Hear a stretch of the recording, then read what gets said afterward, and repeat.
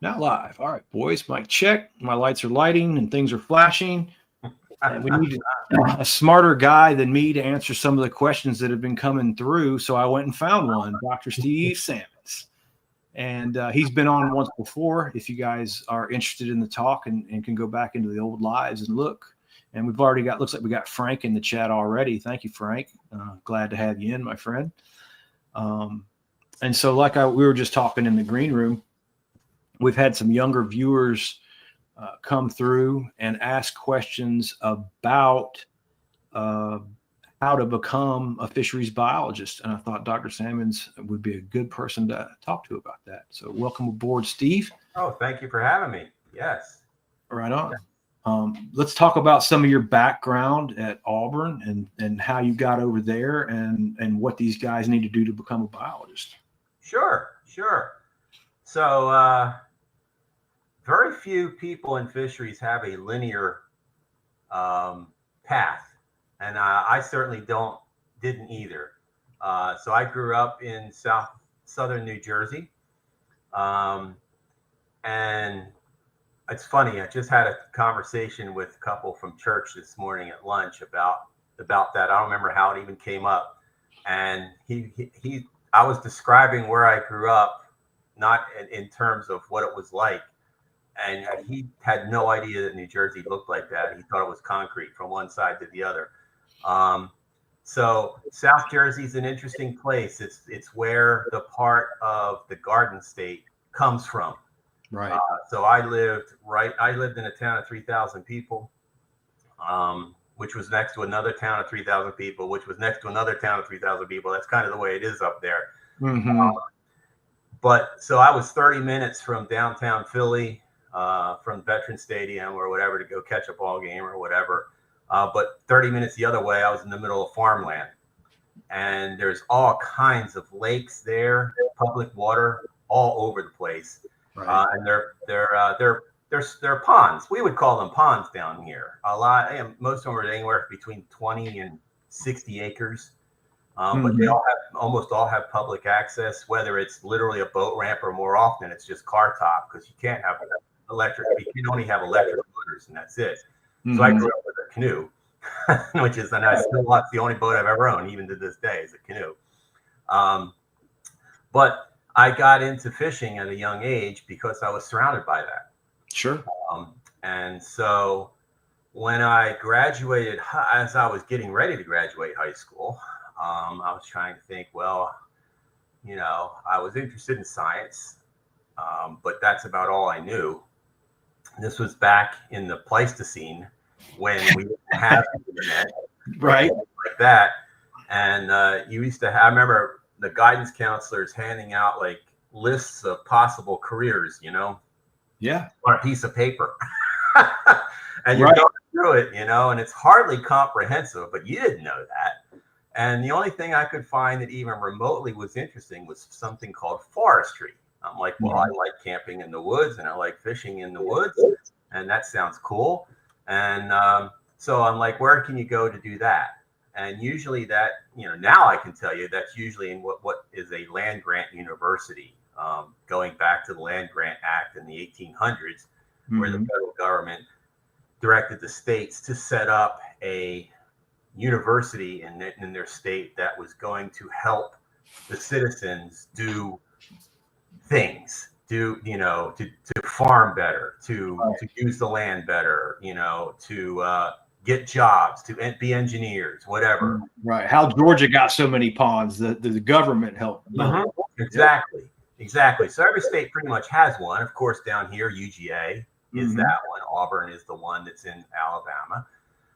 So I looked up, where's the one in New Jersey? Well, it's Rutgers.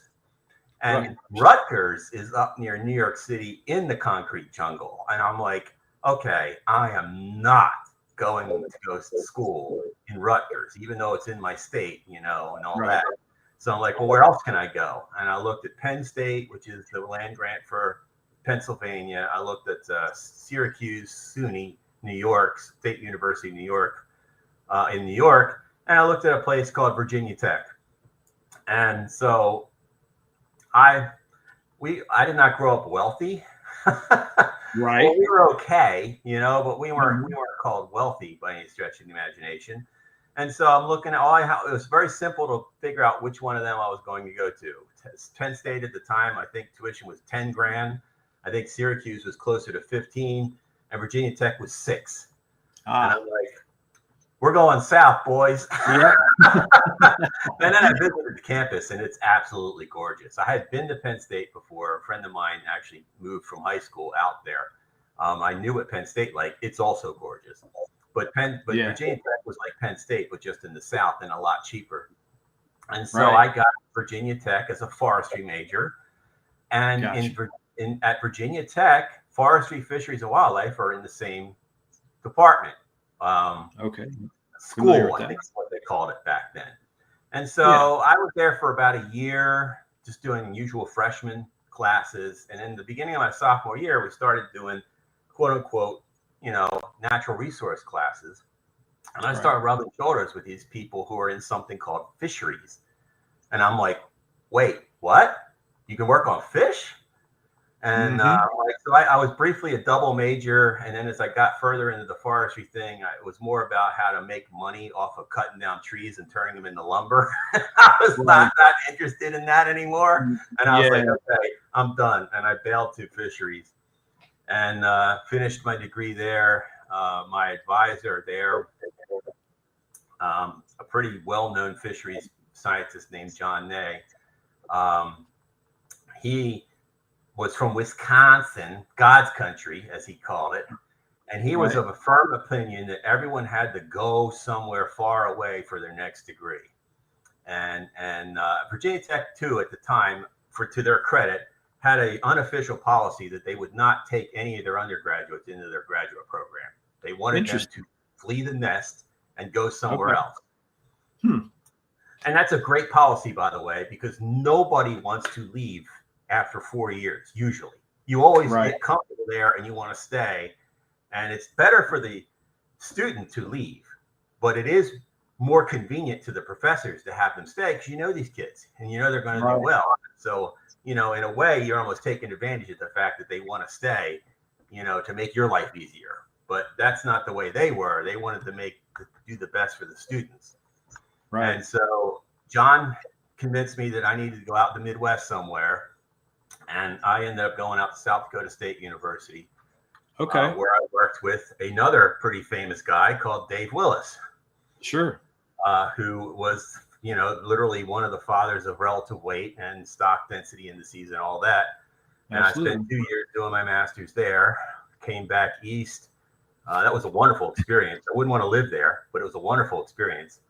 I came back east, kicked around a couple different little jobs here and there. Actually, was at Virginia Tech again for a year working for Steve McClellan and John Ney. And job announcement hit my desk. John gave me this. He said, "You got to get out of here because I'm running out of my grant money." And it was a job at a place called Tennessee Tech University for a gentleman named Dr. Phil Batoli. And another extremely well-known fisheries manager. And I ended up getting that job and spent 5 years as Phil's lab manager doing research on reservoirs, mostly on reservoirs. Reservoir research. I worked on natural lakes in South Dakota and reservoirs in Tennessee. Interesting. And near the end of that, at that point, I had become pretty well known as thanks to Phil, because Phil was, he was like, he took me to every meeting known to mankind. He knew everybody and introduced me to everybody.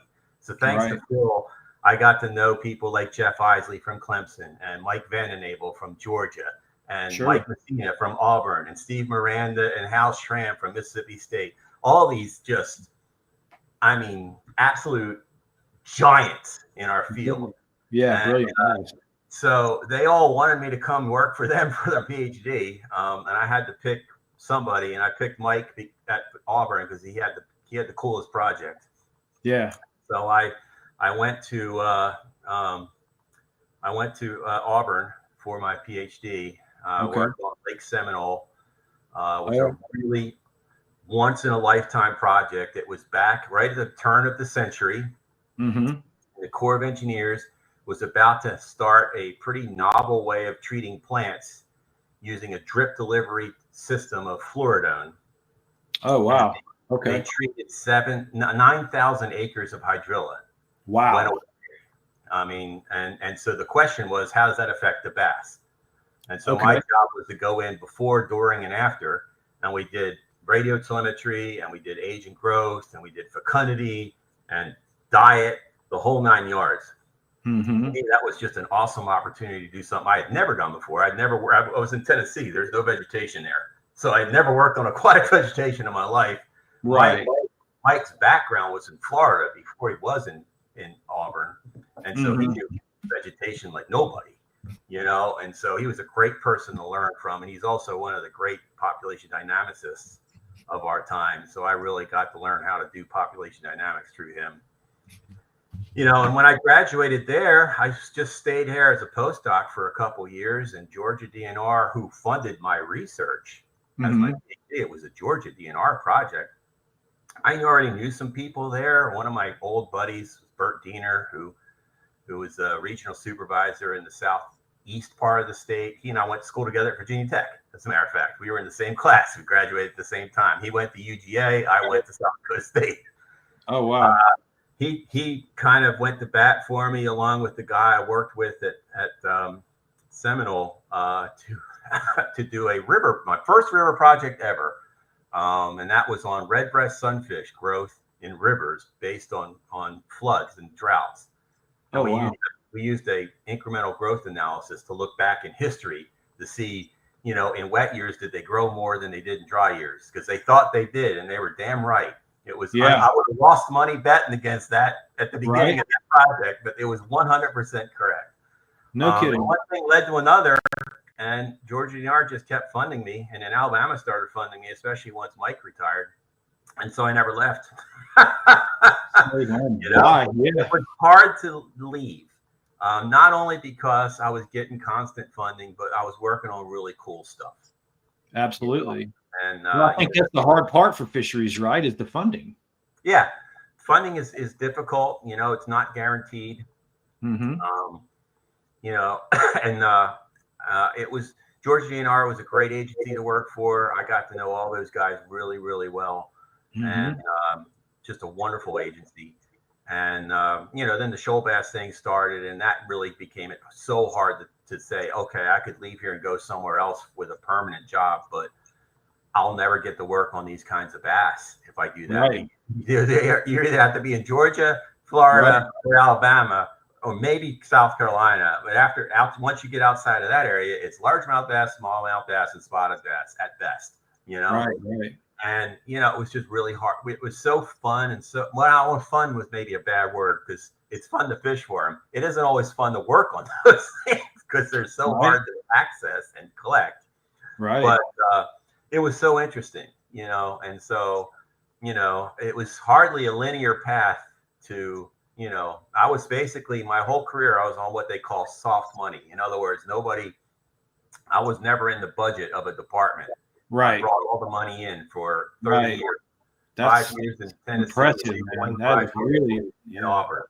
And, you know, that was I was totally blessed. I mean, you know, that could have easily stopped. There was a time in Georgia near the end of the 2000s where, you know, their budget started cratering, and they were having, you know, but you know, at that time, Alabama started pumping money into me. When Georgia couldn't do it as much as they would have liked to.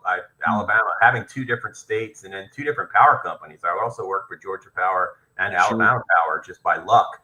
You know, they had things coming up at the right time. It was a long path, a rewarding path, but definitely not your usual path. No. You know, most of I've never heard of anything like that. But I was very lucky. I was very blessed, and I hopefully never took any of it for granted. No, that's awesome. I'd like to go back for a second. You said something that touches like some of the conversations that I've had, and you're probably a better person to answer this. You did a fluoridone that some people might know that is a common name is like sonar treatment. I've done lots of sonar treatments over my career. I'd like to know what you found when you controlled the hydrilla in relation to the bass growth for your PhD project. Yes, yeah, it was it was kind of as predicted. So what happened was, so first of all, Spring Creek, so Lake Seminole looks like a turkey's foot from the air. Mm-hmm. You have the Chattahoochee arm coming in from the east. You have, or the west. I'm sorry. You have the Flint River coming in from the west, and from the east, and then in the middle you have Spring Creek. So the Chattahoochee arm doesn't have a lot of veg in it because there's so much flow. Like in the backwaters, choked up, but the main lake, there's a ton of flow coming down the Chattahoochee. Sure. The Flint River it's more like about 40 to 50%, which can be bad, dry years in particular. But it's also somewhat self-regulating. I mean, eventually you're going to get a flood, and it's going to rip all that stuff out, and so you just cycle through time. Spring Creek is the perfect growing system for hydrilla. As the name implies, it's spring fed, so it's super high alkalinity, which hydrilla loves. Crystal clear water, and it only gets about 30 feet deep.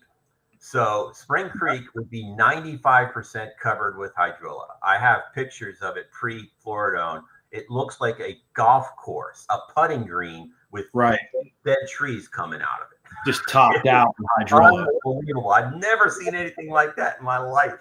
You know? And so when they took it down from 95% to 22%, there was a massive change there. So when you have hydrilla or any other kind of submerged aquatic vegetation at that high of a density, that's actually impeding foraging. Right. Now the little bass are probably fine because they could sneak in there and eat all the bugs and minnows they want. But when you're eating what's eating the bugs, guess what? They can hide from you really, really well.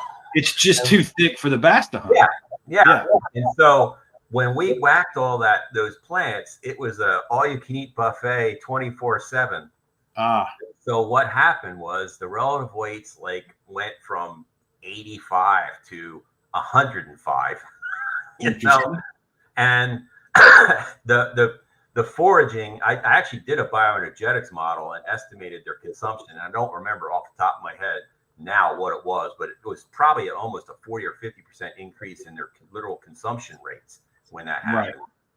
Their egg production almost doubled because you can't grow eggs if you're not getting nutrition. If you're not eating, sure. And their growth went from, so I know this number. Oh, it just so happened, Mike set the table for me beautifully because just before I showed up, he had a master's kid working down there who did age, growth, and fecundity of these bass in all three of those reservoir arms.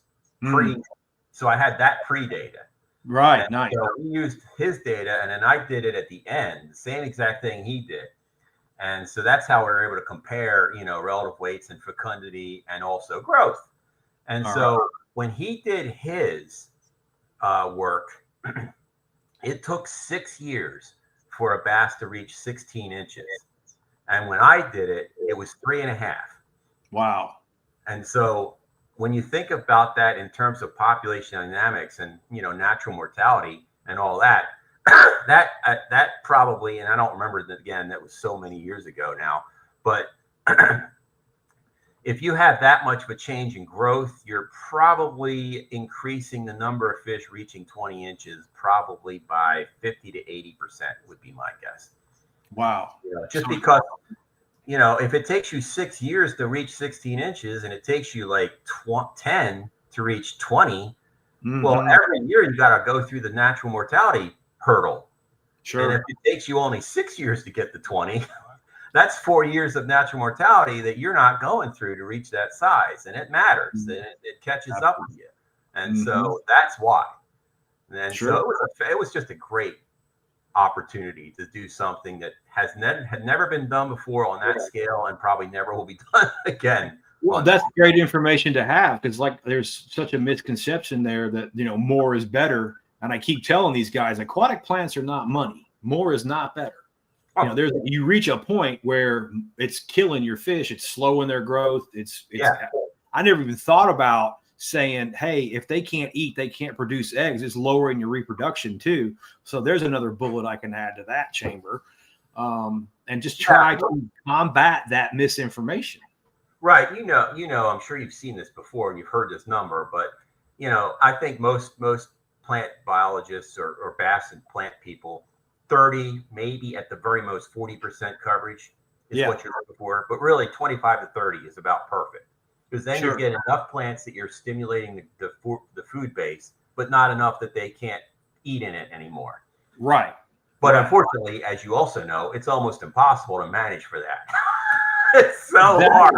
Exactly. And I know I give away some of that in my ponds when I manage them for no plants, but I'm still getting great growth in my ponds with no plants. It's not something that's critically essential to bass growth the way guys think that it is. No, not a pond and a reservoir is a completely different environment. No, I mean, totally. In a pond, what you're doing is you're compensating for it, because you can add forage. You can add forage. You can feed the forage and make them grow faster. You can do things that in the reservoir, you're just stuck with, it's habitat management and that's it. You're not stocking fish in a 30,000 acre reservoir and doing anything. Right. And I think too, bass, it's easier to get reproduction from the bass when you don't have all the other competitors in there. Yeah. Kind of, you're not really worried about that loss of fry the way you would be in a reservoir. And again, it's the little details, a million little things that make the difference that makes the difference there, that it's not understood by the general public. Yeah. I mean, so like I said, I was a reservoir biologist for the first 10, 12 years of my life. Heck, I could count the natural lake because it's very similar, I mean, so like almost 15 years, I was a reservoir person. Right. And one of the big things that we care about in reservoirs, whether you're talking about walleyes, northern pike, largemouth bass, smallmouth bass, is recruitment, because it varies throughout the over time. You have good years, you have bad years. You don't have that in ponds. Every year is a good year. You don't have that worry. You don't have that worry at all, and that's one reason why they overpopulate in small impoundments, like at the snap of your fingers, and they don't usually in reservoir, because there's a lot of other things that control it. I mean, that work I did for Phil and Tennessee was based on recruitment effects on water level fluctuations in reservoirs. Right. And so we actually targeted the fish at small sizes and followed them through the summer to see when the year class was set. When after. When you finally get to the point where this year class is always stronger than the other year classes, or it's always weaker or whatever, that we call that the critical age or the critical time when year class is set. And after that, that's always going to be a good year class or it's not. And, basically it's high water in the spring, but also through the summer in that particular reservoir. If you have high water in the spring, you can get a big spawn off. But if the reservoir starts declining in the summer because there's no water, then a lot of the cover in that reservoir is right along the shoreline, because it's typical reservoir, no plants, and so if it pulls down below that, they get decimated because and so we saw that literally in one of the year classes that was really high at the beginning of the summer ended up being one of our weakest, because it was a dry year. They pulled the reservoir down almost 3 feet by August, and they got crushed. Land to the lions. So, and so those are the kinds of things that reservoir and large natural lake people worry about. Up natural lakes, it can be wind or walleye or something like that, or even bass, because they're nest spawners. You get a extended windy time, you get a windy spring, you have all those waves washing on shore. Guess what? Nest spawners hate that. And so that's one of the things that's a big difference in, and rivers are the same way, to be honest. I mean, you get a flood. Some fish love floods, suckers or sturgeon or fish like that. But fish, again, nest spawning fish like bass generally don't. Right. And so what we really got to see in terms of like Tennessee, where you have this mix of these storage impoundments and these main stem reservoirs, is that the same weather doesn't affect both the same way. A wet year is great in the tribs, and it's not so good in the Tennessee River because it's too fast. And you see that their year class strength is inversely related to flow, and the tributaries, it's related to flow directly. And the higher the water, the better your year class. So it's funny how nature is. It's never one thing. You can't say this one thing is always great. It's always great depending on where you are. Is actually the truth. Right. And this is great information. I got like a million little cuts I can edit out of that and use, because it's the hard part is when guys want to wander, like I'm talking, I usually keep it around ponds because that's where I've done my work. And then they want to wander off and start talking about reservoirs. And it's like, you just moved the goalpost on me so far, that I'm not qualified even to talk about over there. And since you don't even understand the 3 species system that I'm trying to describe, I don't really know how you can understand the 30 species system that you just moved the goalpost into. No, you're 100% right. And down here in particular, the work I did in Tennessee, we sampled that reservoir with every gear known to mankind over 6 years, even cobra rope knowns. We collected a total of, I want to say, 85 species out of that reservoir. 85. And that's probably typical for a lot of our reservoirs down here. I mean, everything else is diverse. So are the reservoirs, Sure. Now, when I worked on that 17,000 acre lake in South Dakota, I had 6 species of fish in there. In the natural lake, no kidding. I'm sorry, 8 species of fish. 8 carp was one of them. From 80 to 8. Yeah. And so down here, we used to, when I was in school, they were still teaching food habit things. It's like a food chain, like, top to bottom. And they stopped doing that and they started calling it a food web. And that's really what we have in these reservoirs. It's not a food chain, it's a food web. And it's, half these species that are in that reservoir, no one's ever studied. I mean, how many people have studied golden red horse? I mean, we don't know anything about them, let alone in a reservoir. So you don't even know what's all going on. You can see the result, but you don't know how you got there. Right. And in ponds, it's a lot easier. It's a lot more like, when I was one of the things I did, for Greg was I created them a nice database of papers, because he wanted to bring his science into his company. I'm like, well, you got to have it so you can read it, and so, because I have access to a lot of those journals, and I threw everything out with reservoirs. But one thing I did keep was all the natural lake research that's been done on smaller lakes, not the big lake like I did, but all those 100-acre, 50-acre natural lakes in Wisconsin or Minnesota, because they do translate. Because a lot of those natural lakes only have 6 or 7 species, and bass are usually the dominant one, or maybe bass and pike. But I mean, and they have bluegill. They don't have shell crackers, but they got bluegill, and a lot of those are bluegill bass things. And so they too translate, but the reservoir stuff doesn't, even though it's down here and they're working up there. They're working on simple systems that don't have a lot of variation. And we are down here on ponds too. So that's really the overlap. The stuff they've done in Nebraska and all that works.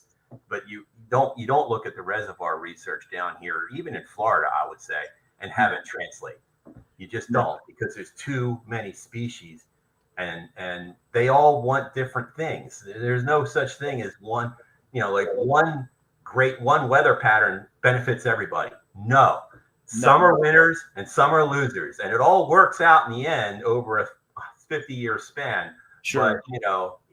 But you can be a lot more sure in ponds and small impoundments about what you're doing and what the outcome's going to be. That's awesome, man. And we kind of touched on it in the green room a little bit before we started, and I think it ties in. What are some of the reasons when I'm getting my bass growth? One pattern that we've noticed, and the biologists that I've had on and had conversations about, I get these fish growing quickly, and that gets them dying quickly. They don't have a long lifespan. If you can get, it seems to me like sometimes 4 and 5 years is their lifespan when I'm getting 2 pounds of growth. And Stephen Barden was talking about it, having a little slower growth is not necessarily a bad thing. Maximizing growth at 2, 2.5. I've even seen them grow, F1s grow 3 in a year. Yeah. Right. But that's not good for their longevity.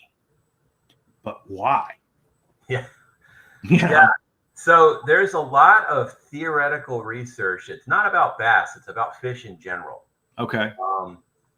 And then there's a trade-off that seems to exist between growth and natural mortality.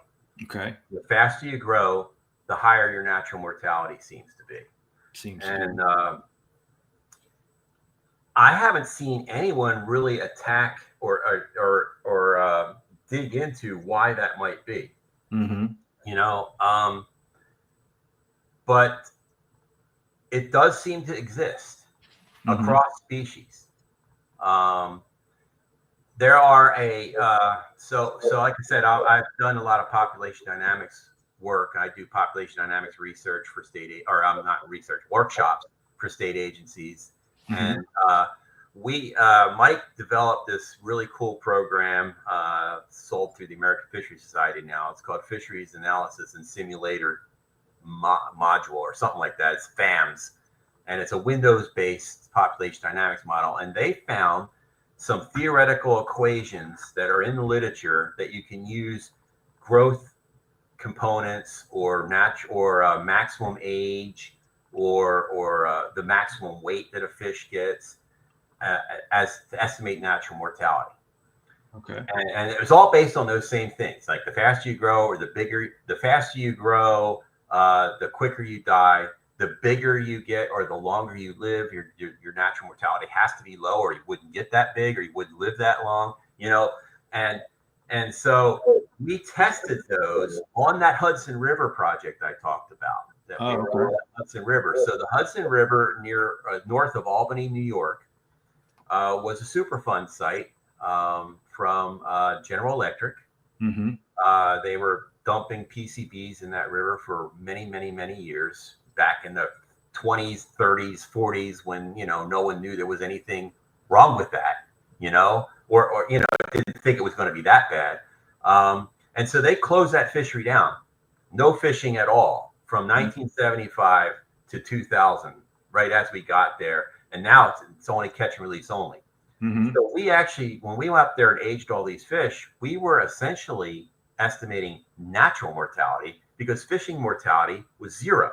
Didn't have any fishermen. So when we looked at our catch curve analyses and compared them to what the equations predicted, they were really close. And that was a great thing. Like, these work, man.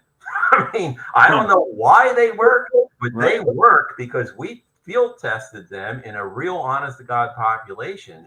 And you know, and we were actually able to take a few of them and say, no, they're not working very well. And they threw them out and got it down to the 8 best equations and put them in that software based on that work up there. And you don't get an opportunity to do age sampling in an unfished population much, especially not for bass. I mean, there's largemouth bass in that river, there's smallmouth bass, yellow perch, and brown bullheads. Those were the 4 that we did. Right. I mean, the nose fish we got 19-year-old largemouths, we got 20-year-old smallmouths, we got 26-year-old bullheads, and 14-year-old yellow perch based on wow. So those fish live a long time up there. Yeah. And their natural mortality rate is really low. You know? Yeah. That's really interesting. But I mean, a 20 or 18-year-old largemouth bass up there is maybe 4.5, 5 pounds. You know, really. So they're not growing very fast, but they live a really long time. And so, you know, I think that, and you had talked about this, it was months ago. We talked about it back and forth on Instagram, I think, about this whole thing. And I still haven't yet sat down with that program and tried to just throw some numbers out there, like based on an average growth rate of fish and then increasing it and decreasing it, how much more would natural mortality, and then you can combine them together with a population of 100 age 1 recruits and estimate how many of them reach 10 pounds, you know, and see if there's a sweet spot in there. It's something that's on my list of things to do just for fun, you know, try to do it. Let me know if you do it. I'm interested to know. Yeah. Because I don't know exactly why it happens, but it definitely does happen. Mm-hmm. And I you know, I guess it goes back to whatever the client or, you know, the landowner's goal is. You know, if you're worried, if you're interested in producing 8 to 12, 10-pound bass, then that probably doesn't come into play, because you can probably, but if you want teeners, that becomes an issue, because I think if you grow them too fast, they're never going to reach it. No, you're right. You know, I think you're better off waiting for a while and letting them reach it a little more naturally. You know? I think you can come down to about 10 pounds on that. Really, it's hard to get a fish north of 10 pounds. Now I can get them to 8. That's not a problem. Right. And a lot of times when guys are just knocking 8-pounders in the head every time they go fishing, you don't have too many complaints. No. But yeah, when you've got the guy who's sitting there with a certified scale going, I want a DD, and it's got to be, you know, that's kind of the line. Yeah, from my perspective anyway. I mean, so bass, like a lot of other, you know, like all fish and a lot of other like reptiles and amphibians, and you know, they're a cold-blooded ectotherm, you know, and so the faster they're growing, the more their metabolism's going. And it's, you know, some of that stuff that I saw Jason talk about with the natural mortality thing with spawning. I mean, if your metabolism's all sped up and you're constantly ripping, you know, those events could become more stressful than they would be if you weren't. And that might be one of the things that's doing it. Sure. You know,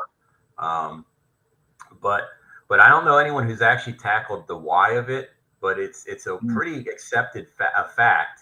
You know, that it happens. It definitely happens, and it's a little simplistic, of course, because truthfully, natural mortality is probably really high at the very early stages, and then after the year class is set, it's probably, you know, pretty low for a few years anyway, and then it starts creeping up as they keep getting older, because just like the rest of us, you know, as they get older, they don't handle stress as much.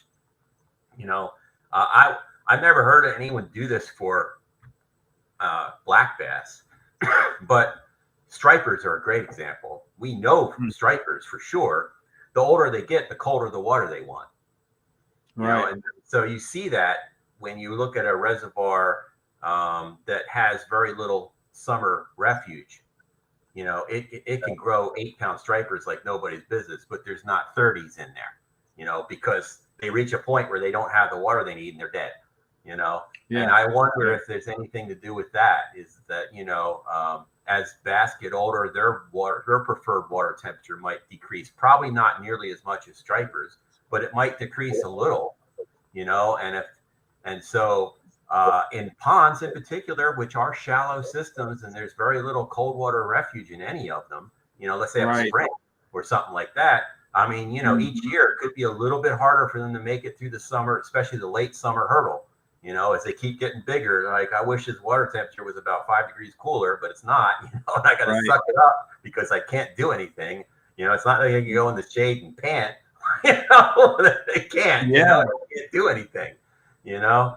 And, well, I think that holds water definitely, because when Jason Dotson, the biologist from Florida, was on, you know, he was talking about how moving the Florida fish to places like California, where the climate's more temperate, and they're getting bigger fish. Right. Yeah. There's probably something to that, you know. But, I think so. Yeah, absolutely. But, it's probably something that's hard to study. Because I think it's probably subtle, and it's an accumulation of stressors over years. You know, like each year they just, you know, you could see it in our pets. You know, I mean, each year our pets get a little less happy about either extreme cold or extreme heat or whatever the heck it is, and you know, they start getting thinner, and you know, and eventually they just pass on, because that's what they do. You know, and I don't think fish are any different. It's just that you don't see it. Can't see it. For one thing, you can't see the fish anyway, and you know, but it's an interesting question about why it is, but it certainly is, and you know, it does spawn a lot of really practical questions about, okay, if that's the case, where's the sweet spot? Where can you feed them enough that they're growing, you know, a good rate without impacting their natural mortality? Right. Well, and their longevity, which is really what we're talking about, is their longevity. You know, exactly. We need them to reach 10 years old if they're going to be really big. It'd be almost impossible to get, I mean, except in extremely rare all-female bass situations where you're dumping a ton of forage in there, it's really hard to get a double-digit fish in less than, say, 8 years. You know, it's just tough. You know, and so, you know, what can you do to increase their longevity to, you know, 10 to 12? And I don't know the answer to that.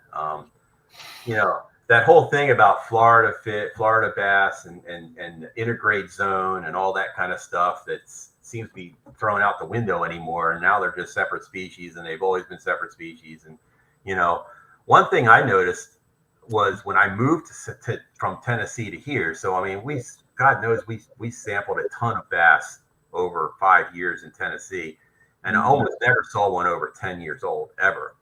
You know, and then I moved to Seminole, which those fish are naturally 50-50 fish, because that's the ACF. That's what they are essentially. Right. Yeah. And we're getting 12-year-olds down there, you know? Right. And I was like, at first for a while, I thought, that's really odd. And then I started thinking about, well, there's another thing that I'm sure you learned in school, and I did too. It's old research by some folks who were looking at longevity of bass in particular, largemouth and smallmouths from Canada down to the southern end of their range. And, you know, big surprise, you know, they grow slower up north, but they live a hell of a lot longer than they do down here. Well, I mean, northern largemouth bass or whatever they're calling them these days. I mean, Tennessee is almost their southern edge, you know? And so they were getting 10 years old, you know? And all of a sudden you get to Seminole. Well, that's now like the northern edge of Florida fish. Right. And, and that's how I started thinking this in my head, because I couldn't believe how many 10 to 12-year-old fish we would get. Right. And I'm like, why did I never see any of these in Normandy? And then I was thinking about that old counter latitudinal variation, I think is what they called it, you know? Yeah.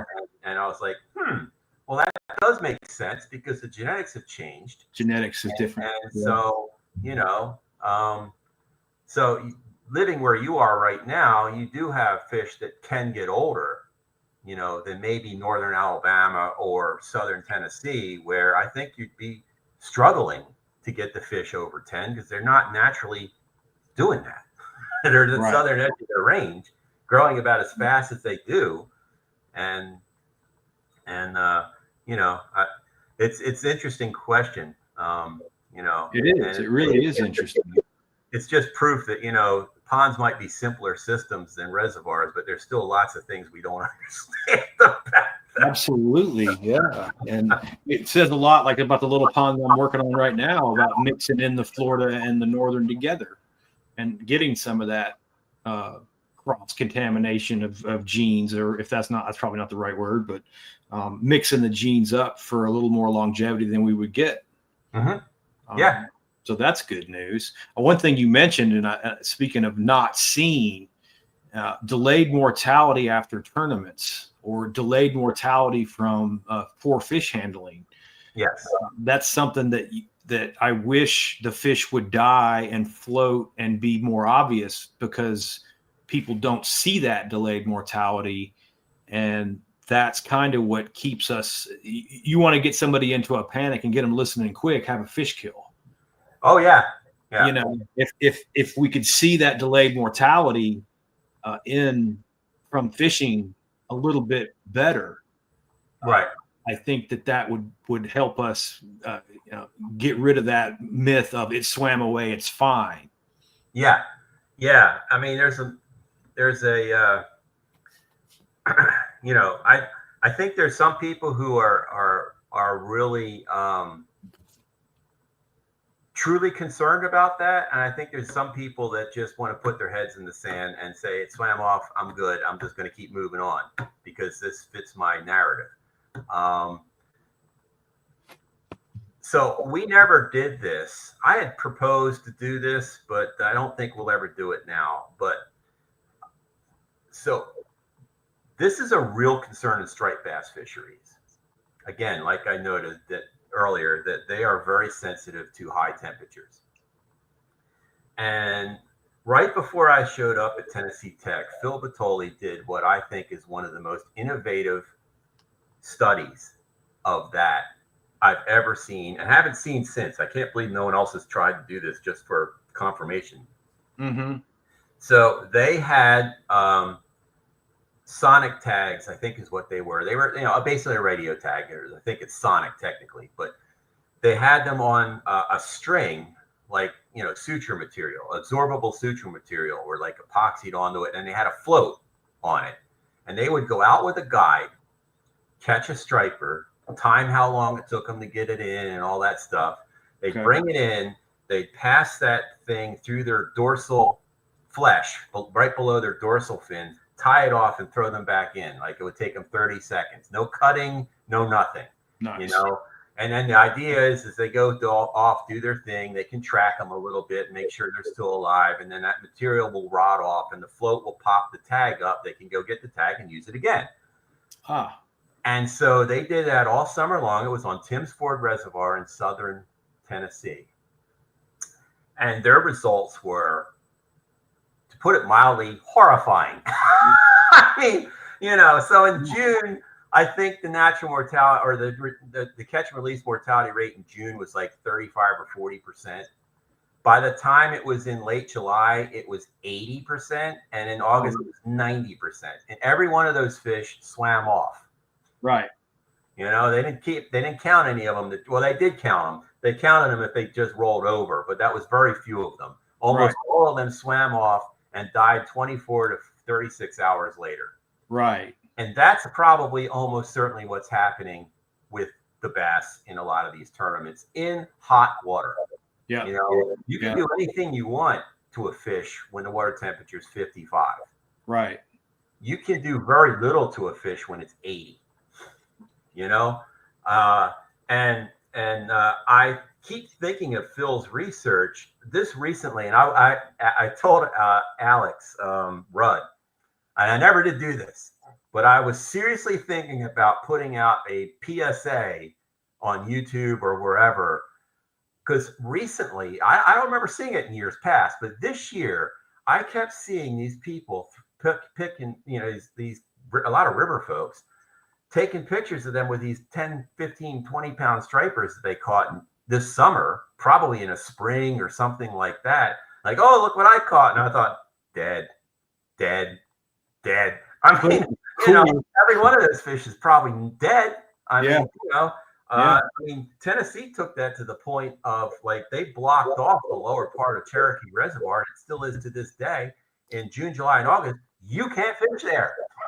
Yeah. Because you're going to kill them all. Yeah. And honestly, so what I did a study on stripers for Alabama Power in Lake Martin, and it wasn't going to be a catch and release. Well, we said it was going to be, part of it was going to be that same thing. I was going to do what Phil did because no one else was going to ever do it again. So I'm like, well, hell, I'm going to do it. Right. And but the guides wouldn't take us out because they said we don't throw the fish back in the summer because they're gonna die. Yeah. I was like, Wahala, friggin' Luya. Yeah. Somebody listen to the science and alter their behavior. Yeah, exactly. Like, congratulations, sir. I don't need to do this research if you already know you're killing them. They said when we take clients out, they have to keep them. That's I'm like, we're not throwing anything back. And I'm like, all right, well then my job here is done, and we just did the study. I'd love to see that on some bass tournaments and be able to report that back to show those guys, no, it doesn't, the swimming off doesn't mean anything. You're killing the fish. Yeah, I mean, we did. We were doing Mike had a tournament stockpiling project on Lake Martin. Lake Martin. So Alabama has before Georgia had Go Fish program, Alabama had whatever, I don't remember what they called it, but they created 6 giant tournament ramps.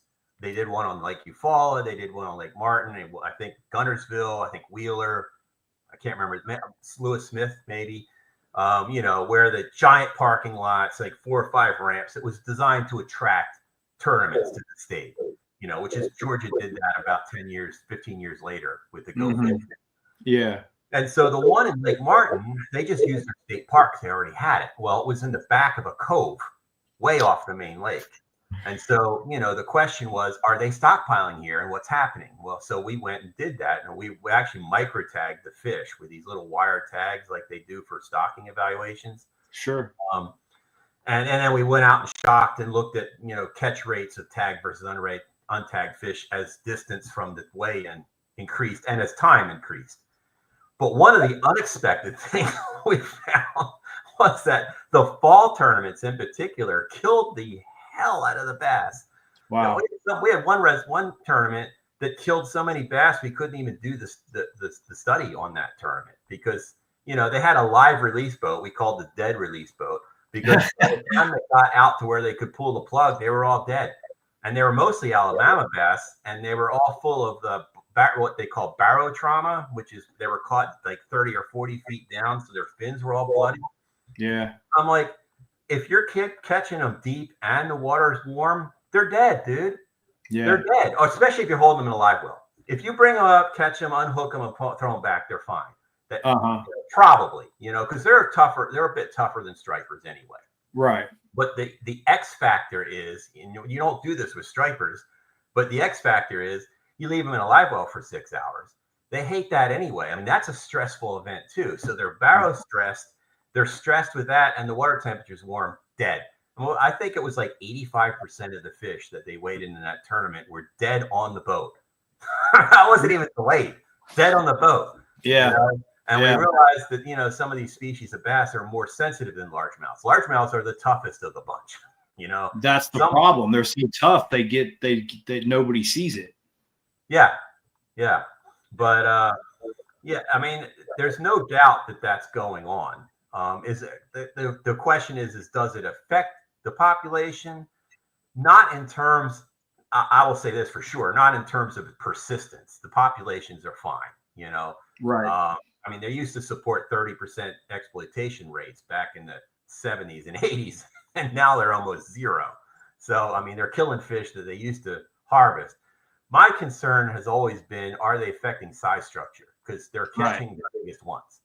Right. Exactly. It kind of goes back to what you just talked about, really. The age. Yeah. Is that stress topping off the age classes of the fish? Right. I've always said you still got a bunch, but they're all young. And I think Jason has actually started to do stuff kind of like this but I have said for a long time, we know how much exploitation is needed to affect the population. But what we don't know is how much exploitation, in this case, tournament mortality or whatever it is, fishing mortality, let's just say that, regardless of how it is, how much fishing mortality of 5-pounders is too much to make a bunch of 8 and 9-pounders show up. We don't know that answer. I don't know that anyone's ever actually studied that. Although I know Jason and his advisor Mike Allen at UF had played around with that. I think it was more modeling than anything else.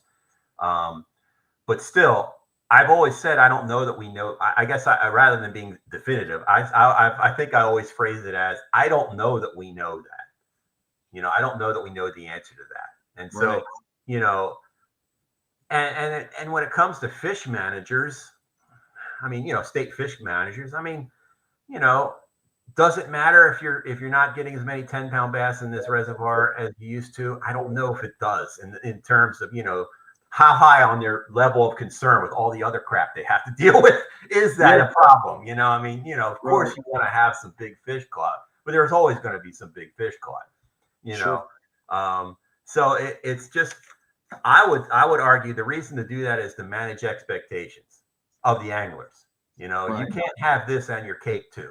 If you want to have super high, I mean, some of these lakes have ridiculous levels of tournament activity. We did some work on some of these reservoirs like Gunnersville. I mean, it's something like basically like 10 tournaments going out every single week somewhere on that reservoir, all year long. Yeah. That's when you start wondering, we always just look at the ones, they've only, once a month. No, it's not that. Because while they're the ones that you read about in the paper are once a month, they have tons of others And at some point, is there a tipping point? You know, how much of that, you know, and that's where you really you wonder about, you know, it's just, there's no break. The fish get almost no break. Right. Right. And I can speak to that on on a pond level. You're going to see the same things, because some of the ponds that I took care of, the guy never hardly fit, didn't live there. There wasn't any fishing pressure on private lands. There wasn't any public pressure like that. And other ponds, they were pressured every day, fished hard, Right. And you definitely see differences in the fish population dynamics. Now, do I have a research study that I can point to on that? No, I never did anything like that. I just know what I was looking at. And when fishing pressure ratchets up, you see a change in the fish population. Right. Yeah. Let's talk a little bit about, because we're running up on an hour now, what you got going on YouTube on your Black Bass Talk. Oh, sure. Well, I've run the Native Black Bass Conservation Facebook page for more than 10 years. Nice. Andrew Taylor developed it before that, and when he started really getting into his PhD program, he didn't have time to run it. We ran it jointly for a while, and then he just started disappearing because he had a thesis to write, or a dissertation to write and to defend, and a job to find, and all that, which is totally understandable. Sure. And, so I just basically took it over, and it's just the reason we wanted to do that page was to educate people about all the range of black bass that are out there. It's not just largemouth bass. There's all kinds of bass out there, and we know very little about them. And if we know little about them, the anglers know even less. And so last year, I mean, I feel like I've done a really good job with that page, but there's only so much you can do in a static form. Facebook is great. I'm a photographer, so Facebook and Instagram really speak to me because I love photography. Yeah. But when you're trying to explain how you tell this fish apart from that fish, and you're trying to do it in words, sometimes it's a little hard, and if you're trying to point out like where you fish for a fish, it's hard to do that in words in a picture. And so I decided to branch off in the video form. Actually, it was after you and I and whoever was with us that day in Thomaston had that chat. And I was thinking, I really ought to do because that's a huge change, and what you can do with it is different. Yeah. And so I started that probably a couple months after we talked. I'm trying to put some science in there as much as I can without boring people to tears. Man, I tell you, that's the hard part on this. People are using social media and using popular topics. We're trying to make schoolwork interesting. It's a completely different way to go. It's difficult. Yeah, one of the things that we realized as a biologist group, as we started getting into this, and so we were part of a multi-agency group. People work on Guadalupe bass, and the people working on the Osho bass in Missouri and Oklahoma, and then the red eye bass that we have here, and the shoal bass work that I've done. And so everything we know about black bass is really what we know about largemouth bass and a little bit about smallmouth bass, and that's it. And that turns out that most of that has nothing to do with what these river bass are like. When you start talking about bass that can only live in rivers, that when you impound them, they go away, like a lot of the other stream fish do. Like I said, that reservoir I had in Tennessee had I think we caught 80 some species of fish in there. There's over 120 or 130 in that river that they impounded. A large majority of them can't hack it when you pound it. And these bass are the same way. And you start thinking about things that we as bass biologists never had to think about. Sedimentation rates, stream bank restoration, or stream bank development, housing developments, water flow in the watershed. I mean, I've told you this for years, and I don't know if I've even made a video about this yet, but I mean, so I got to watch, unfortunately, shoal bass get extirpated from the state of Alabama. We started that project. Mike had a project in the mid 2000s where we went and looked at the status of the fish and went, oh my God, there's only one population left. And by the time he retired in 2010, that one was on the ropes, and a few years later it was gone. But they did a study on, or they just did an analysis, is what it really was. There's a stream gauge at the bottom of the river that the shoal bass were in. There's only one stream gauge in that whole system there, but it had data from 50 years or whatever. So they're like, okay, let's look at the mean daily flow of that gauge over the last 35 years, and then let's look at rainfall. And when you did that, the flow has declined steadily over 30 years, and the rainfall is level. So what the hell's going on? Well, what's going on is that there's a hell of a lot more people that live in that watershed now than lived in 1970. Right. And, everybody drills a well, and where's that water coming from? The watershed. Yeah. And you can do this. I've tried this in several other random gauges. If you can find the rainfall data, I've just said, well, let me see. And it works like everywhere. It's like a 30% decline in flow and no change in river. Well, how does that affect bass now? I don't know. I mean, it's like we never had to think about that for bass. And now we're thinking about things like cows in the stream. Yeah. and, wells in the watershed. Right. Developments going in on certain areas and making the stream flows more flashy. All the things that stream ecologists have worried about for 50 years, and we as bass biologists never gave a damn thought about. Yeah. We thought bass were bulletproof because what do we know about bass? Largemouth. They are bulletproof. They'll live anywhere. But these bass aren't like that. Right. I've tried to hit that theme a lot in the channel, is that this has been a paradigm shift for black bass. Yeah. We are trying to answer questions that we've never thought about for bass. And you see it every time you go. I mean, you go out there and you look at, I talk about legacies a lot. I remember one of the red-eye bass streams that I fish a lot. You're wade up a stream you're in the woods, man. You wade up a stream for, I don't know, probably a quarter, 3/4, half a mile, something like that. All of a sudden, there's this old not concrete, it's an old stacked stone pylon on both sides of the stream that I guess at one time was a bridge. I mean, in the middle, you go, what did this place look like 100 years ago?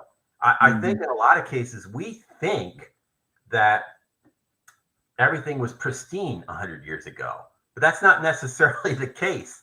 You know, I mean, what was going on here when there was a road crossing through here?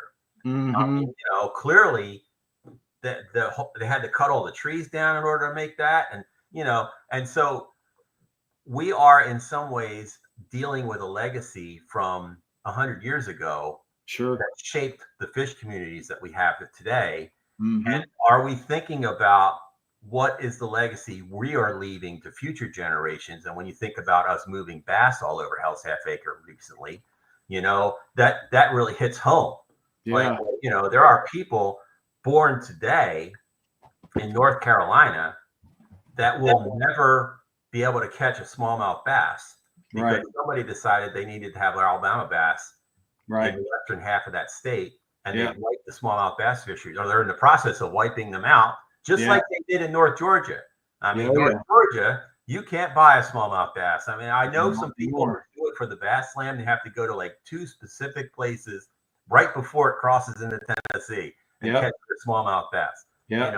But 60 years ago, there were lots of places you could catch smallmouth bass in North. Anywhere that was in the Tennessee drainage in North Georgia, you could catch smallmouth bass. Today, you can't do that.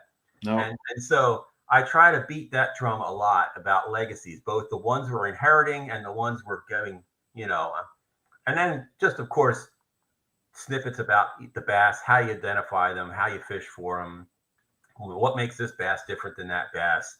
So far I've certainly gotten enough notice, and I'm slowly gaining in subscribers or whatever, but yeah, it's slower than I thought it would be. But I mean, people are benefiting from it. I get messages, here and there, and help, answer questions, and some people want to know where to go fishing, and I'm like, I'll tell you a couple places. I'm not saying it out in public. I'll tell you stuff offline that I'm not going to tell you, in the post, because none of these are my spots. I can't give away other people's spots. Right. Spot burning makes you an enemy quick. Yeah. I mean, I want people to go catch these fish and see them for themselves, but I don't want to destroy spots either. Right on. But that's what I'm trying to do. I mean, I'm trying to touch all kinds of things. I just I don't really reservoir fish much anymore, so it's not really that, because I just don't do it. Yeah. But